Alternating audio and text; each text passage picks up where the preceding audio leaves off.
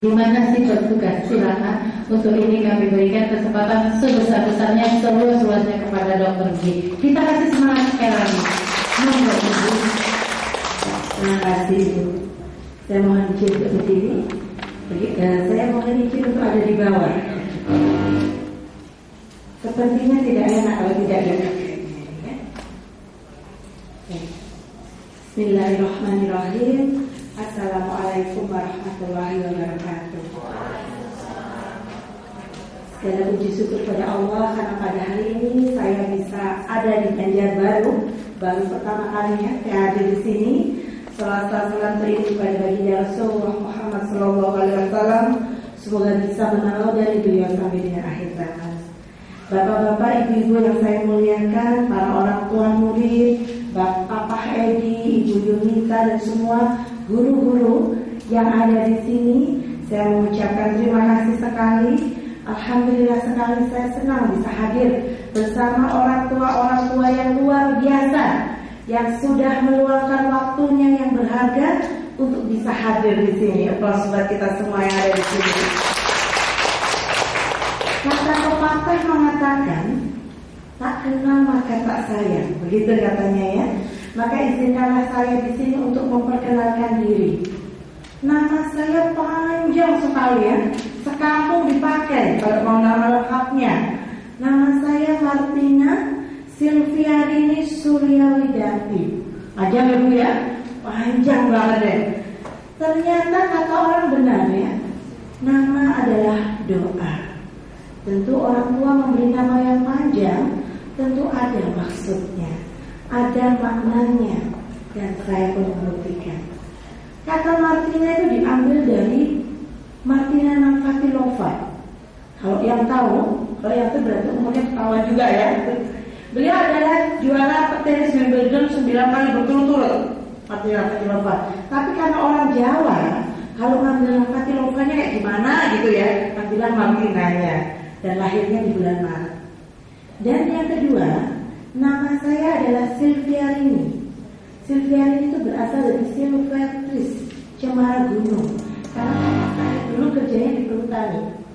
Dan harapan mama saya waktu itu adalah supaya bisa menjadi seseorang yang tegar.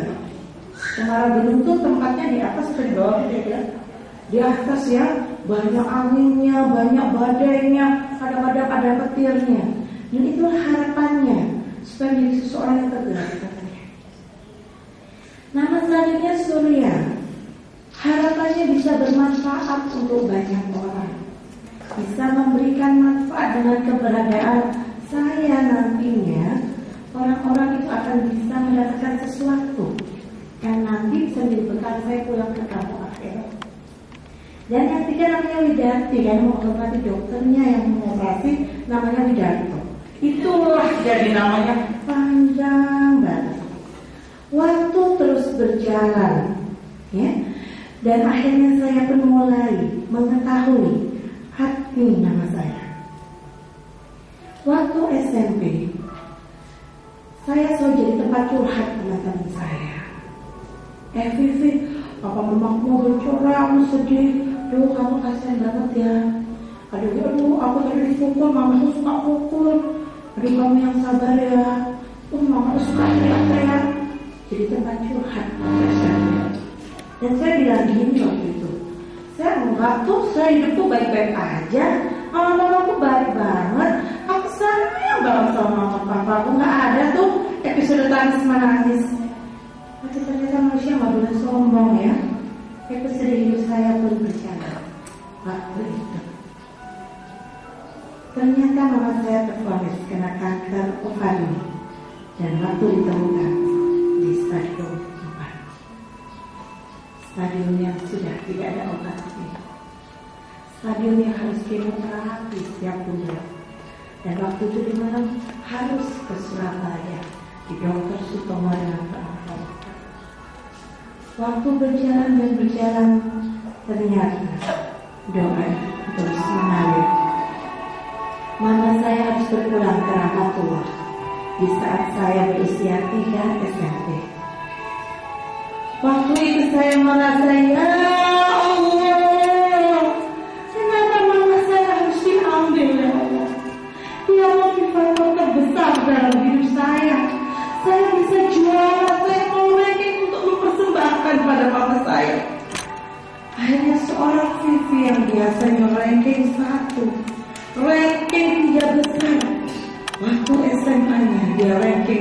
3 dari 24 murid. Saya mau bangkit, saya tidak mampu, saya merasa tidak bisa, dunia sangat sempit waktu itu. Waktu pun terus berjalan dan saya melihat sosok lain di sisi saya. Sosok ayah saya. Seorang yang setiap pagi membangunkan saya dengan senyum di wajahnya. Seorang yang pulang malam harinya untuk bekerja, untuk membelikan apapun yang saya inginkan. Seseorang yang dengan telaten memasakkan sarapan pagi untuk saya. Dan sosok itulah saya melihat, saya harus bangkit. Saya harus bangkit. Saya tidak ingin ayah saya sedih. Saya tidak ingin ayah saya kecewa dengan anaknya. Dan sejak saat itulah saya bangkit. Saya ingin membahagiakan orang tua saya. Sampai waktunya tiba, kita harus kuliah. Ayah saya bukanlah orang yang pemaksa yang meminta untuk masuk ke suatu universitas atau fakultas. Tapi terbesit saya melihat, ingin sekali dia melihat saya menjadi seorang dokter. Karena sejak kakek saya sudah dokter. Sepertinya keluarganya harus dokter ya. Karena ayah saya pun sempat masuk ke dokteran, tapi harus memilih kuliah yang cepat karena harus membiayai adik-adiknya. Di adik-adik ayah saya dokter sih. Akhirnya pada saat UMPTN, waktu itu namanya ya, saya bilang, saya pilih apa ya? Pilihan kedua saya ekonomi, pilihan ketiga saya pertanian. Di depan panitia, hanya saya melingkari kedokteran. Kalau nggak terima, dan waktu yang ditunggu-tunggu tiba, waktu pulang. Saya beli koran, saya buka koran, saya bolak-balik, saya cari nama saya di situ. Saya kaget, tidak ada nama Martina. Saya buka lagi, tidak ada nama Martina.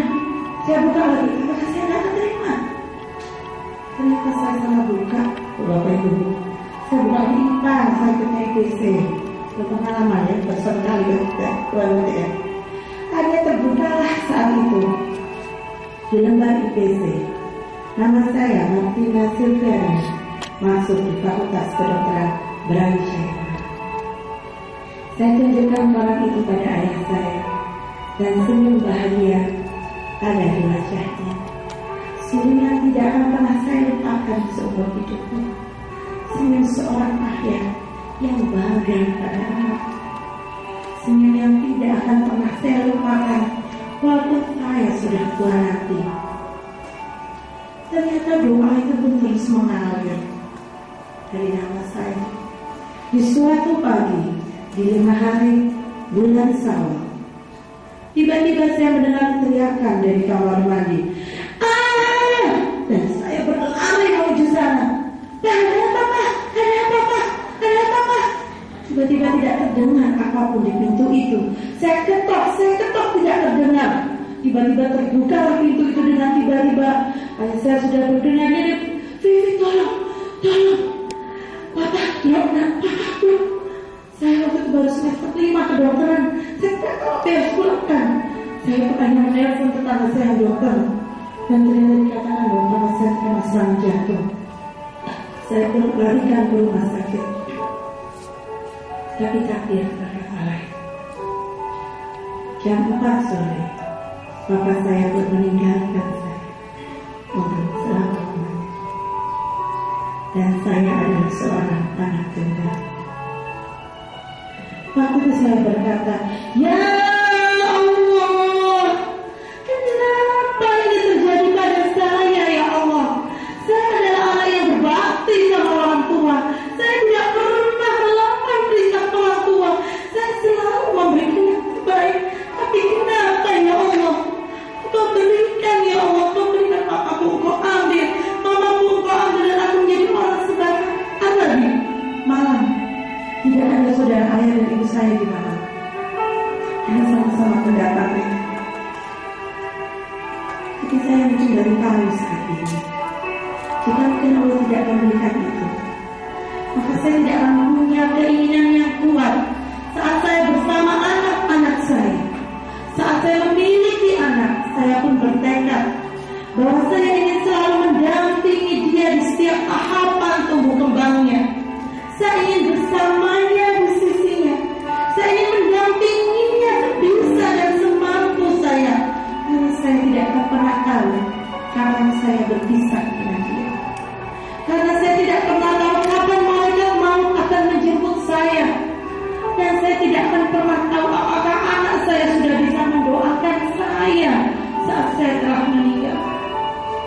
Saat ayah dan ibu saya meninggal, saya belum bisa memandikan jenazah mereka. Saya tertekun saat mereka meninggalkan saya.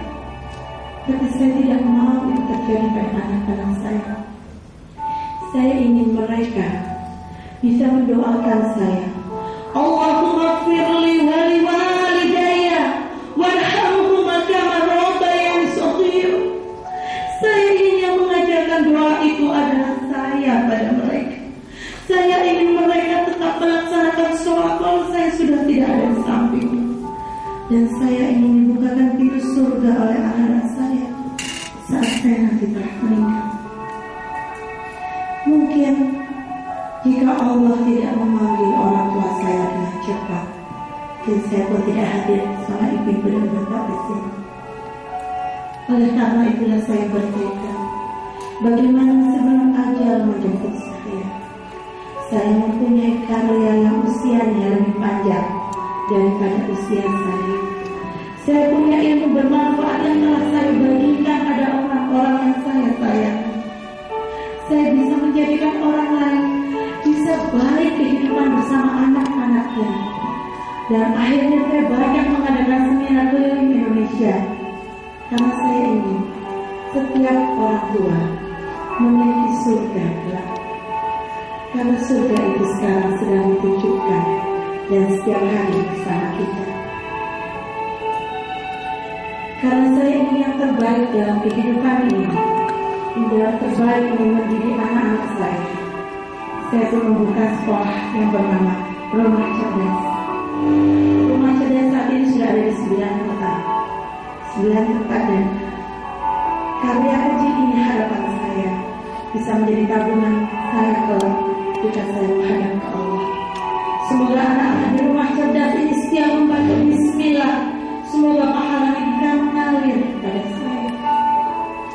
Saat mereka bisa mengucapkan Rabbana atina fid dunya hasanah wa fil akhirati hasanah wa qina adzabannar. Semoga itu bisa menjadi kekuatan saya untuk menghadap ke Allah. Ya Allah, terimalah karya hamba ya Allah. Terimalah ya Allah. Semoga itu bisa menjadi tabungan saya. Dan itulah karya kecil yang mungkin saat ini saya lakukan. Saya lulus kuliah di kedokteran, sempat membuka klinik, sempat berpraktek, dan ternyata saya lebih bahagia bersama anak-anak saya.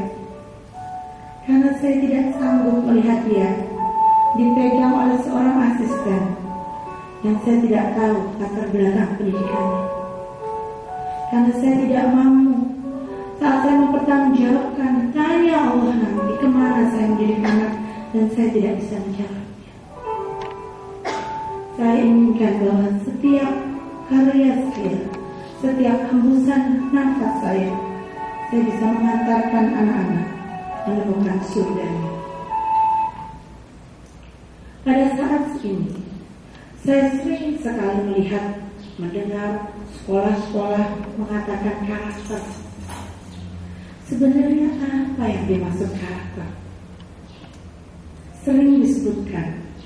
Dan di PMP kita mulai dulu, ya, mulai kelas 1 ya, 1 SD, sama ya kira-kira Kalimantan sama Jawa, lewat SD juga ya. SD, SMP, SMA, ada pelajaran PMP, ada pelajaran PPKN, ada sama ya. PPKN ada mulai kelas 1 SD sampai SMA. Bahkan kuliah saya tidak berkenal P4. Tetapi kenapa ya? Kalau di malam saja contohnya kita mengendarai mobil, tiba-tiba ada nyerempet dari kiri motor. Kalau lampu lalu lintas berwarna kuning, harusnya kayak gitu, hati-hati. Tapi enggak loh di malam, artinya kalau lampunya tandanya kuning, itu tancap gas kalau di Malang itu artinya. Yang terjadi seperti itu. Padahal belajar PPKN-nya itu ada, sama adanya. Tapi kenapa ya nggak ada? Nah, di sini saya bersilaturahmi di Banjarbaru diundang Bapak Edi yang luar biasa. Tepuk tangan dulu Bapak Edi. Perjuangannya sebenarnya saya akui benar-benar ingin bagaimana orang tua bisa menjadi penghuni surga ya Pak. Ingin menampilkan apa sebenarnya karakter. Maka tujuan seminar kita kali ini, bagaimana kita memasukkan karakter itu sih ke anak. Jadi kalau ada lampu yang harusnya kuning tadi kan, hati-hati harusnya dia mulai ngerem, bukan tancap gas. Ya, kalau ada antrian mau masuk di mana banyak ya, wisata ada Jatim Park 1, Jatim Park 2, ini promosi duta wisata ya. Ada museum transportasi, ada museum tubuh. Karena di antrian itu ada bapak-bapak malah menolong anaknya. Itu. Padahal di PPKN disebutkan kita harus apa? Antri. Nah, tujuan kita kali ini seminar ini adalah kita nanti tahu bagaimana sih sebenarnya memasukkan karakter ke anak dan apa pentingnya karakter itu masuk ke anak. Oke, sebelum kita mulai, silakan diangkat tangannya dulu. Oh, sebelumnya silakan yang di belakang maju. Kalau seminar saya nggak ada sebelahnya itu bahaya nanti ya. Jadi harus maju. Pastikan Anda punya sebelahnya. Oke, silakan maju. Oke, hitungan 5 semua sudah maju ya. Di sekolah saya gitu. Jadi gesit kerjanya.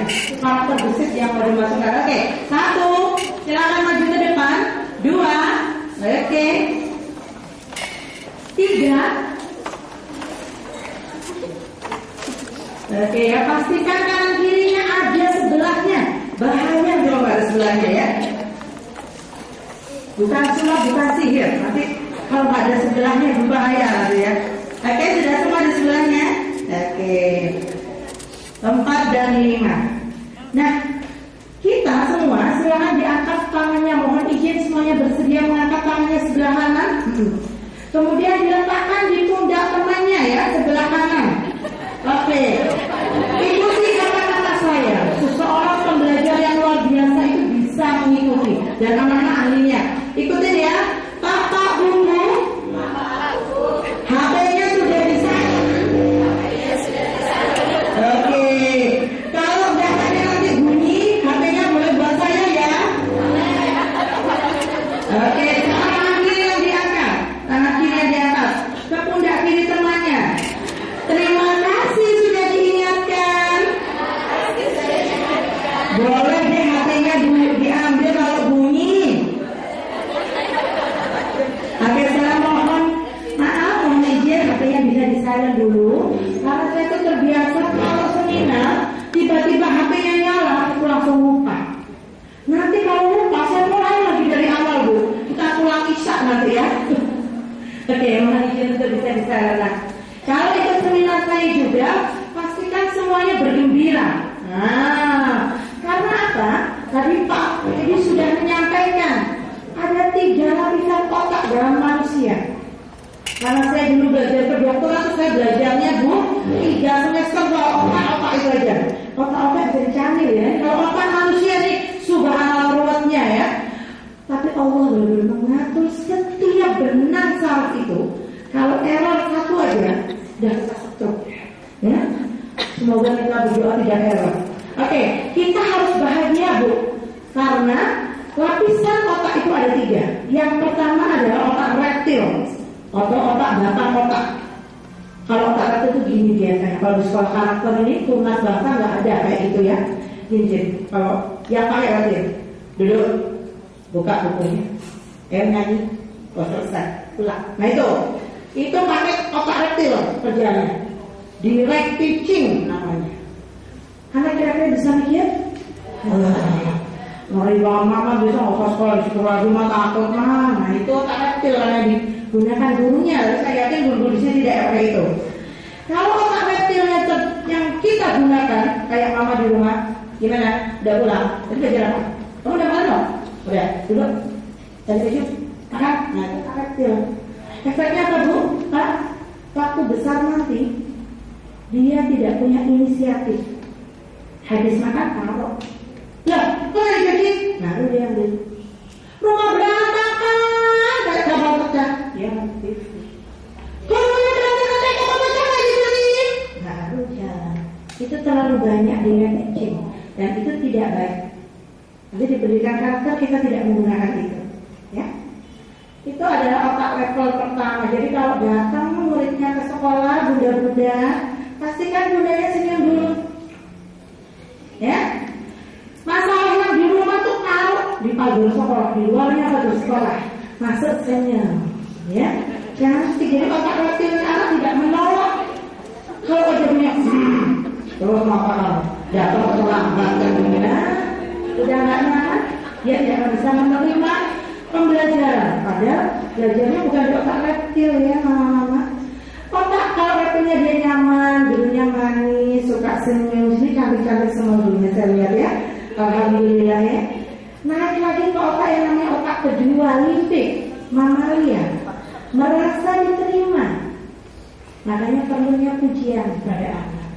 Tadi bapak ini bilang anak saya dikatakan kacamatanya nggak cocok sekali dulu.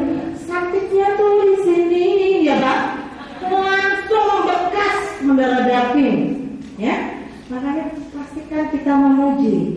Tapi kami di rumah cerdas sepakat bahwa memuji itu proporsional. Jadi tidak asal memuji, ibu cantik sekali, atau kamu cantik sekali, itu tidak aman. Nanti anak gila pujian. Kalau gambar nolak, puji dong, oh pintar, nolak lagi, pintar, harus.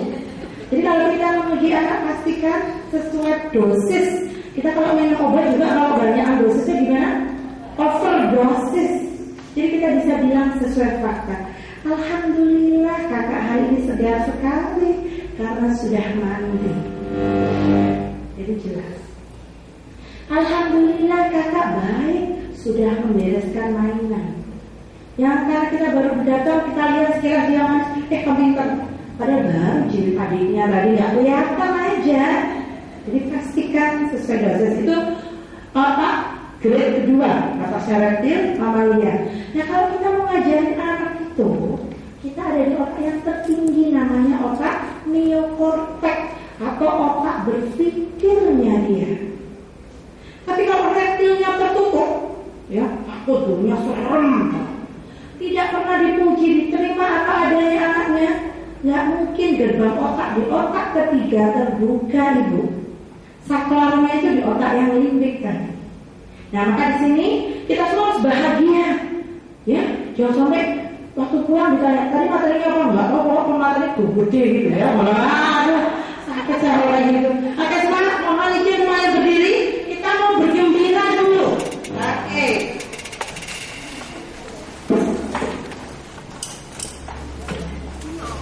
Bapak-bapak dan ibu dengan kepala saya ya. Ya. Punya jempol semua? Ya. Keluarkan dulu jempolnya. Oke, hebat, luar biasa. Sekarang keluarkan kelingkingnya. Oke. Sekarang diganti satu yang kanan jempol, yang kiri kelingking. Oke, nanti kita akan namanya senam otak kanan, otak kiri.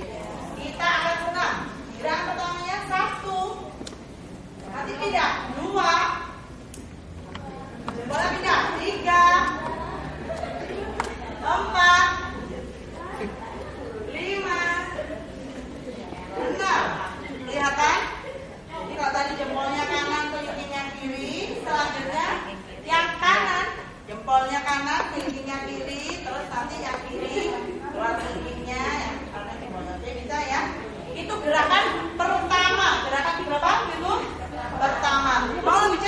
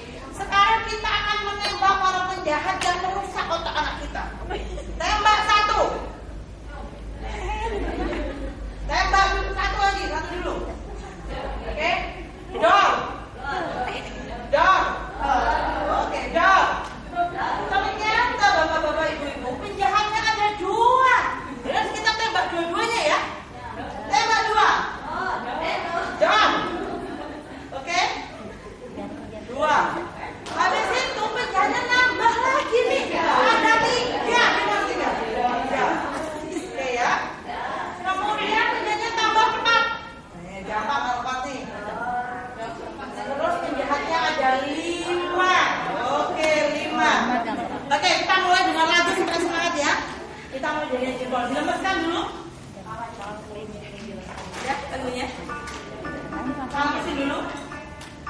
Jangan sampai nanti malam kram pulang dari sini ya. Olahraganya apa? Pakai kram. Oke. Disiapkan jempolnya. Disiapkan kelilingnya. Pakai semacam ya. Panaskan dulu.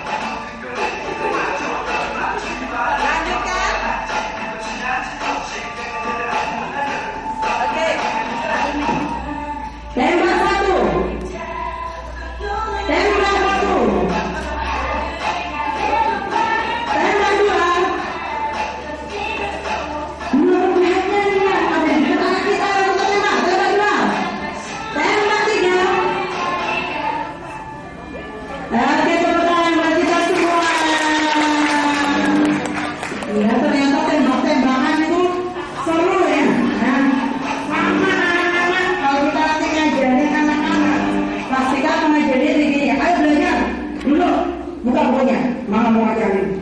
Nah, nanti belajar